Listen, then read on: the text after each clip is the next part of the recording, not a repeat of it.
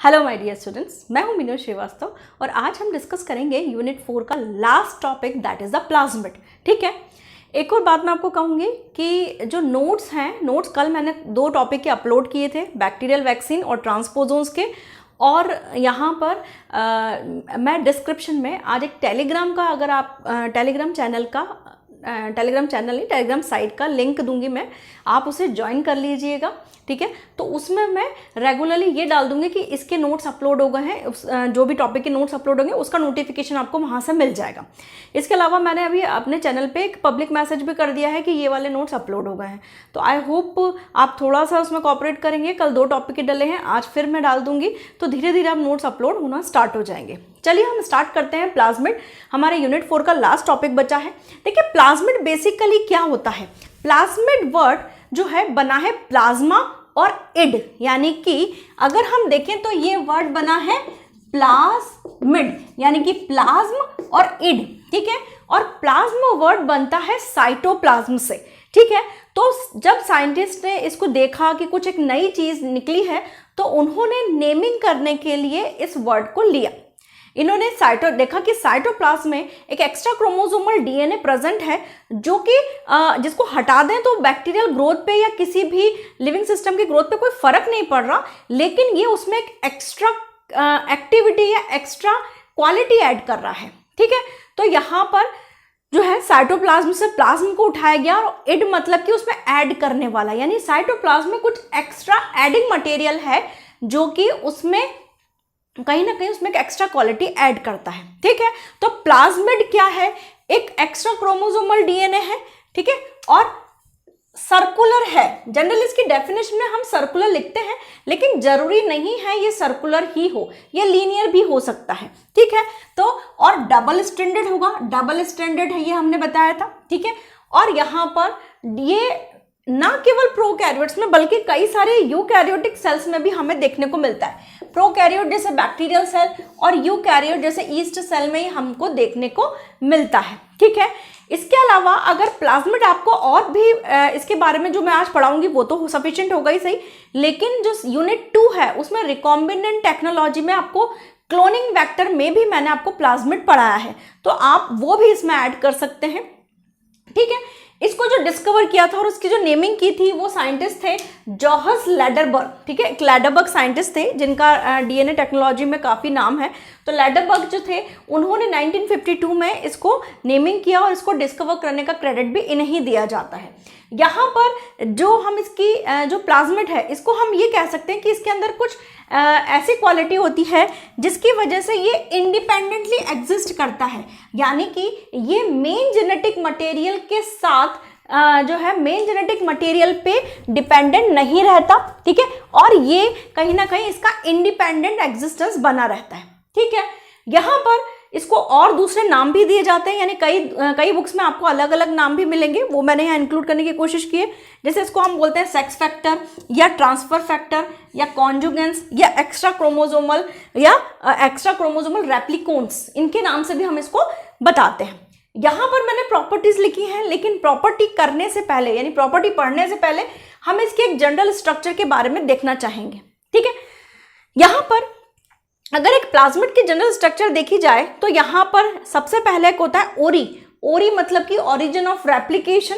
Origin of replication, भाई अगर suppose that ये किसी बैक्टीरियल सेल में है, मानते हैं हम कि अगर ये किसी बैक्टीरियल सेल में है, ये तो मेन जेनेटिक मटेरियल है और ये प्लाज्मिड हुआ, तो जब बैक्टीरियल एक बैक्टीरिया से दूसरा 2 बैक्टीरिया बनेंगे तो मेन जेनेटिक मटेरियल तो कॉपी होगा ही सही, लेकिन प्लाज्मिड भी कॉपी होता है, और वो प्लाज्मिड अपनी कॉपी के लिए किसी भी मेन जेनेटिक मटेरियल पे डिपेंडेंट नहीं होता। वो किस पे डिपेंडेंट होता है, वो अपने खुद पे ही डिपेंडेंट होता है। इसलिए हमने कहा था कि ये इंडिपेंडेंट है, ये इंडिपेंडेंट एग्जिस्टेंस लिए हुए रहता है। ठीक है, तो यहाँ पर इसके अंदर ये खुद से कैसे अपने आप को रेप्लिकेट कर लेता है, क्योंकि इसके पास ओरी होता है, ऑरिजिन ऑफ रेप्लिकेशन। ये वो जेनेटिकल सेगमेंट होता है जो हर डीएनए में होना जरूरी है अगर उसे रेप्लिकेशन मोड पे जाना है तो।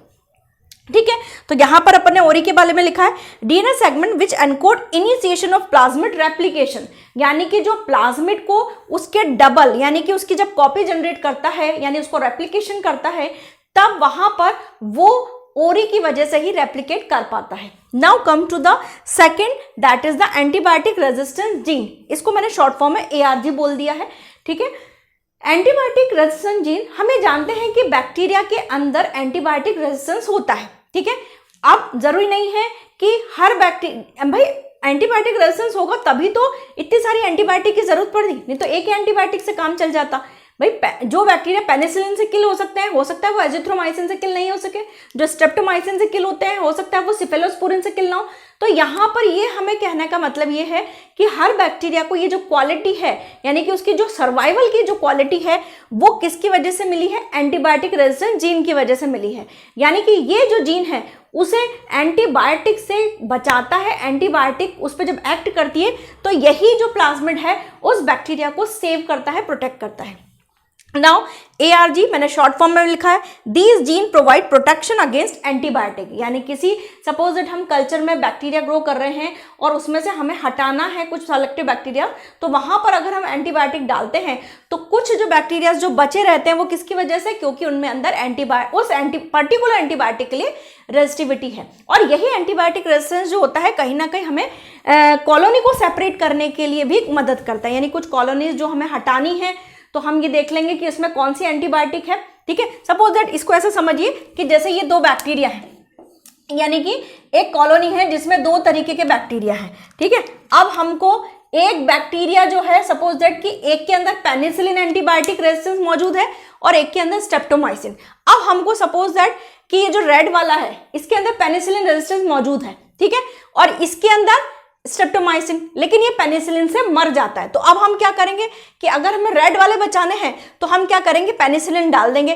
तो पेनिसिलिन डालते क्या हो जाएगा? ब्लैक वाले हट जाएंगे, यानी ब्लैक वाले मर जाएंगे, यानी वो कॉलोनी सेपरेट हो जाएगी। तो अब हमारे पास कल्चर में केवल क्या आ गई? Pure colonies.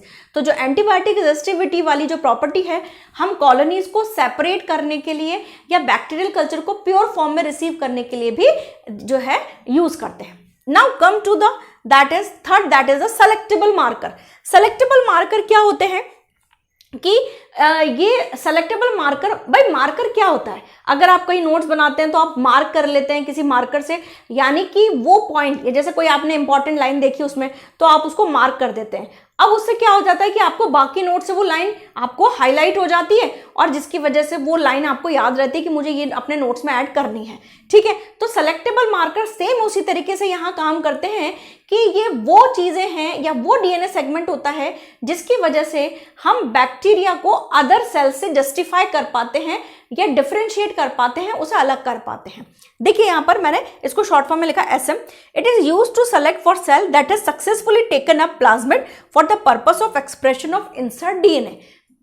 इसको समझिए कि रिकॉम्बिनेंट DNA टेक्नोलॉजी या जेनेटिक इंजीनियरिंग में हमने ये देखा कि प्लाज्मिड के अंदर जो है desired piece of DNA attach हुआ था। जैसे यहाँ पर क्या हुआ था, याद करिए, इसको मैं यहाँ से हटा रही हूँ कि हमने क्या किया था जेनेटिक इंजीनियरिंग में ये जो DNA है, ये जो प्लाज्मिड DNA है, इस पे हमने रेस्ट्रिक्शन एंडोन्यूक्लियस से कट किया था, देन हमारा डिजायर्ड DNA ऐड किया था, ठीक है। लेकिन ऐसा हमने बहुत सारे बैक्टीरियाज में किया और वो बैक्टीरिया कहाँ ग्रो हो रहा है? कल्चर में। अब कल्चर में हम कैसे सेलेक्ट करेंगे? हमें कैसे पता लगेगा कि हमारा डिजायर्ड पीस उस बैक्टीरियल प्लाज्मिड पे अटैच हो ही गया है, ठीक है। तो उसके लिए हम यूज क्या करते हैं? Selectable marker. उन सेलेक्टेबल मार्कर्स के थ्रू ही हम ये जान पाते हैं कि जो DNA हम इंसर्ट कराना चाह रहे हैं किसी भी प्लाज्मिड में, वो DNA उसमें अटैच हुआ है या नहीं हुआ है, ठीक है। तो वो बैक्टीरियल कॉलोनीज हमें बिल्कुल अलग समझ में आ जाती हैं। जैसे सपोज दैट इस मार्कर के साथ इस DNA के साथ कोई हमने फ्लोरोसेंट कंपाउंड ऐड कर दिया, तो जब हम फ्लोरोसेंस पे, यानी कि उसको फ्लोरोसेंट डाई के साथ ऐड कर दिया, तो जब हम उसको जो उस तरह की स्पेक्ट्रोस्कोपी जिसमें फ्लोरोसेंट स्पेक्ट्रोस्कोपी के अंदर हम उसे देखेंगे तो हमें वो बैक्टीरियल कॉलोनीज जिनमें ये वाला DNA पिक किया है वो अलग से चमकती हुई दिखाई देंगी, तो हम उनको पिक कर लेंगे, तो वो सेपरेट हो जाएंगे। तो वो ऐसा कब कर पाते हैं? जब उनके अंदर सेलेक्टेबल मार्कर्स होते हैं, ठीक है। Now come to the promoter. Promoter क्या करता है? देखिए प्रमोटर क्या प्रमोट करेगा? प्रमोटर यहां पर ये जो इंसर्टेड जीन है इसको प्रमोट करता है, यानी कि ये जीन अपने आप को एक्सप्रेस कब कर पाती है, जब वो प्रमोटर अलाउ करता है। ठीक है, इसको ऐसे समझिए कि सपोज दैट इस प्लाज्मिड में मैंने इंसुलिन वाला जीन ऐड कर दिया है। इस प्लाज्मिड में जब इंसुलिन वाला जीन ऐड कर दिया तो अब बैक्टीरिया को इंसुलिन बनाना पड़ेगा। अब बैक्टीरिया जब इंसुलिन बनाएगा तो यहां पर क्या हो जाएगा कि बैक्टीरिया जब इंसुलिन बनाएगा तो यहां पर वो बैक्टीरियल कल्चर में इंसुलिन आएगा। ठीक है, लेकिन वो इंसुलिन बना कैसे? वो इंसुलिन ऐसे बना कि यहां पर जो प्रमोटर था उस प्रमोटर ने, देखिए यहां पर मैं कुछ दूसरा पेन सेट कर, जैसे यहां पर जो प्रमोटर था उस प्रमोटर ने इस वाले पार्ट से क्या बनने दिया? आरएनए, और इस आरएनए से क्या बनने दिया? प्रोटीन। ठीक है, तो इंसुलिन प्रोटीन ही है।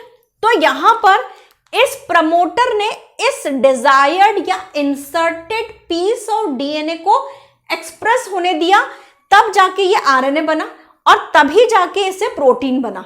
तो यानी कि ये प्रमोटर क्या करता है? ये आरएनए पॉलीमरेज को इसके साथ अटैच्ड होने देता है। यानी कि जो प्रमोटर है वो इंसर्टेड जीन के साथ आरएनए पॉलीमरेज को अटैच होने देता है। आरएनए पॉलीमरेज किसके लिए जरूरी है?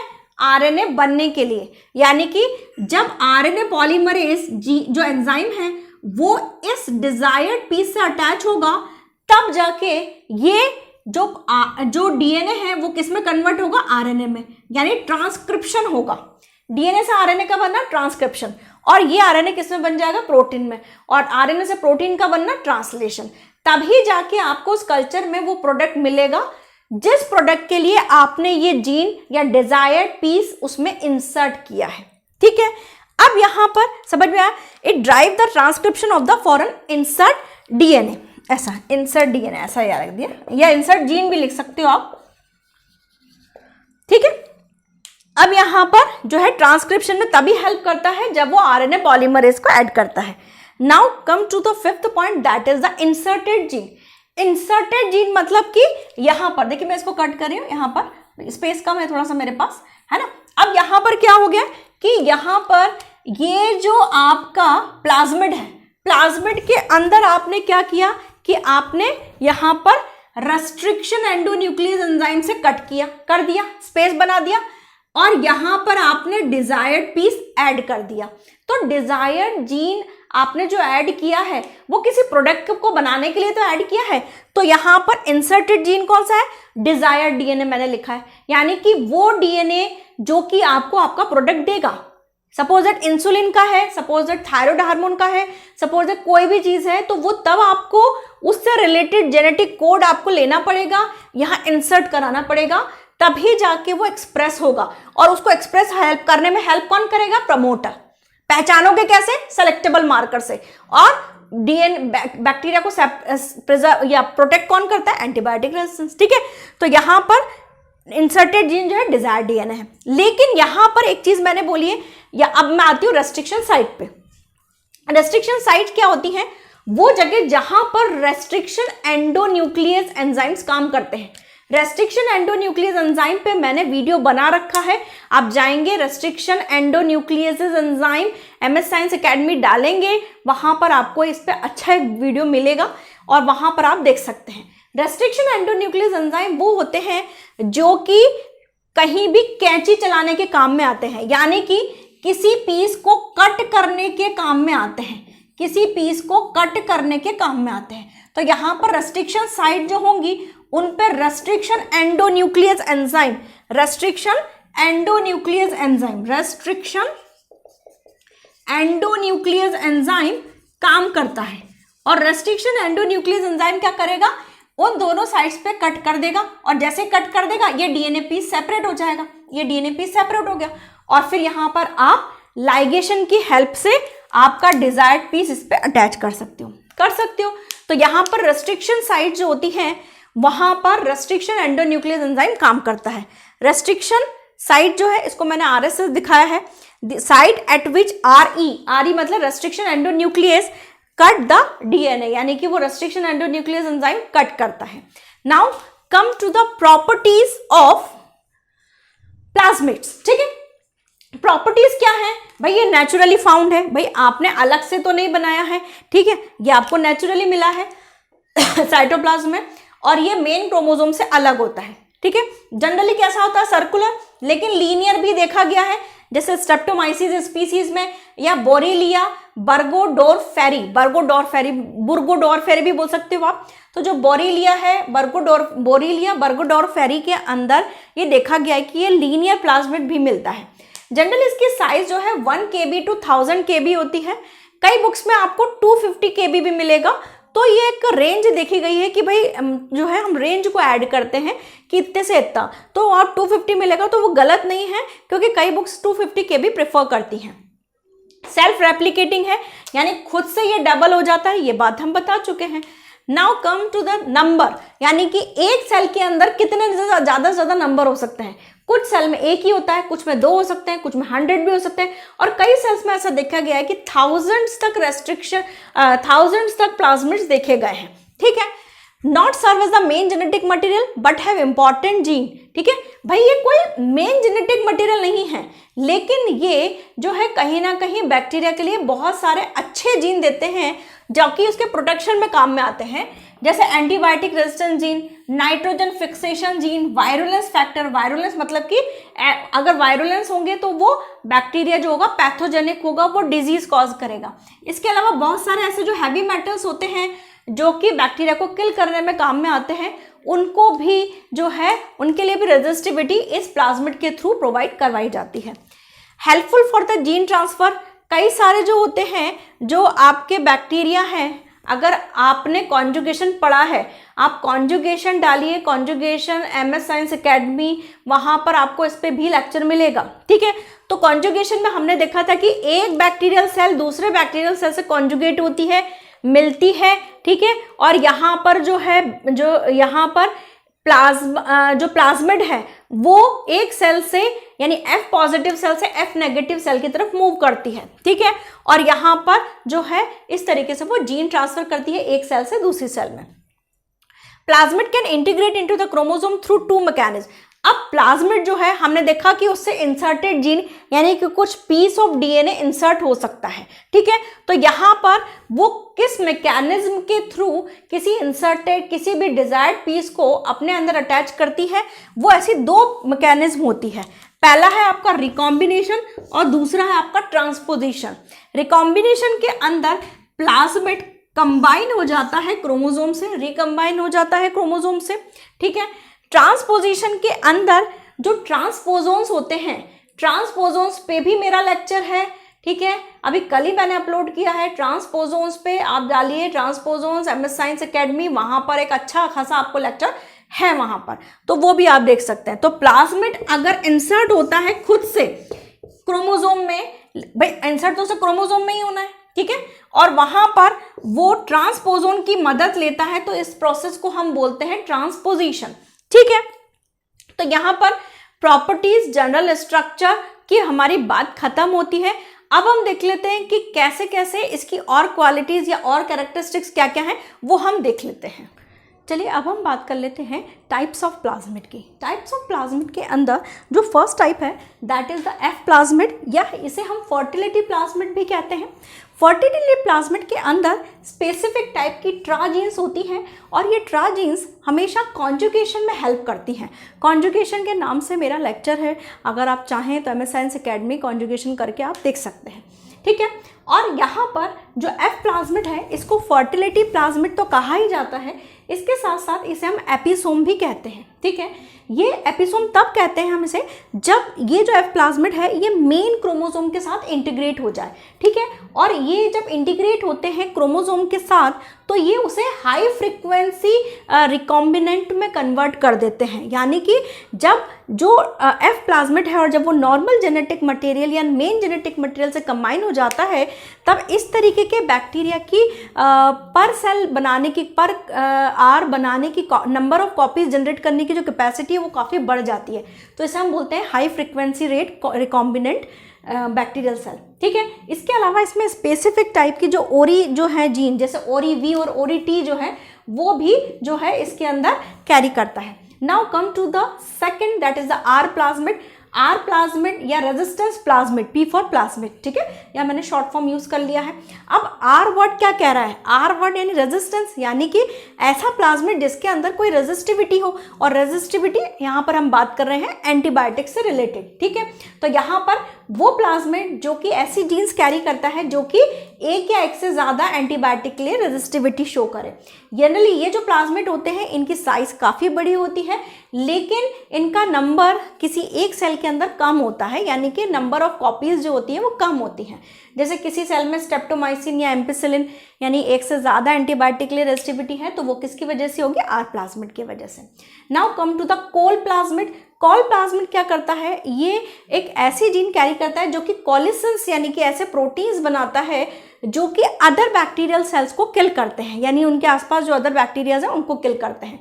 They carry the gene code for colicin, या तो इन्हें कॉलिसेंस भी होते हैं और एक बैक्टीरियोसेंस भी होते हैं, और ये दोनों ही तरीके के जो या तो जो एलिमेंट है या सब्सटेंस है जो अदर बैक्टीरियल सेल को किल करते हैं। तो इस तरीके के जो कॉलिसेंस और बैक्टीरियोसेंस एग्जाम्पल है बैक्टीरियोसिनोजेनिक प्लाज्मिड के, बैक्टीरियोसिनोजेनिक सब्सटेंसेस के भी बोल सकते हैं आप। तो ये बैक्टीरियोसिनोजेनिक मतलब कि बैक्टीरियाज को किल कर रहे हैं, दूसरे कॉम्पिटिटिव बैक्टीरियाज को किल करते हैं, जैसे call even in E coli.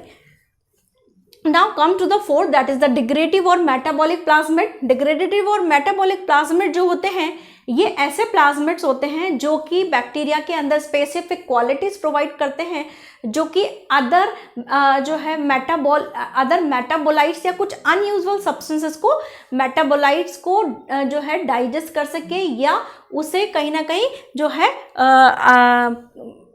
Simple form में कन्वर्ट कर सकें, ठीक है, या यूज कर सकें, ठीक है।